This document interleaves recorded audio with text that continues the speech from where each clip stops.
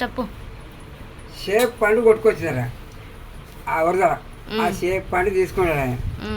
ఈ షేప్ పండు ఓలు పండించరు, దీని ధర కట్టించుకొని ధర కండలేదా తీసుకోవాలి, ధర ఎంత ధర అవుతుంది అని ఆగమ్మ పోయిన పోంగ తోడు వచ్చింది. అయ్యి ఈ పండుకి ఎంత అయ్యా ధర అన్నాడు.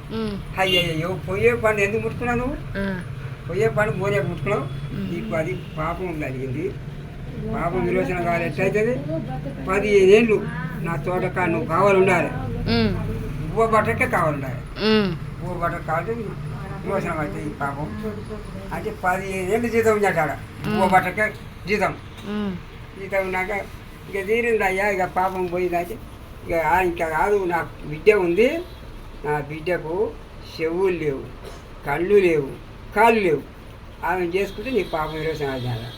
ఏడ ఉంటుంది అంటే మీద అద్దారం మేడ ఉంది, పొమ్మటి ఆమె అందంగా ఉందట, పురాణం చదువుతుందట. ఇక మళ్ళీ ఇంక తప్ప అమ్మ అని ఇక మళ్ళీ వచ్చిందట.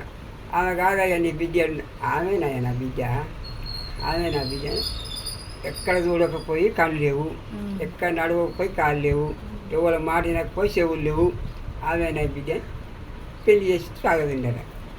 ఇక ఆమెకు ఓలు మయూస అని పుట్టినట, మయూస అని జరగలేదు పురం పెద్ద, మయూస అని పుట్టినట. అప్పుడు ఇప్పుడు మయూస అని జరగ మీకు ఏ జరగరాదు లెక్క, ఆయన ఓలు అనుకుంటారు 5 ఏళ్ళు జీతం.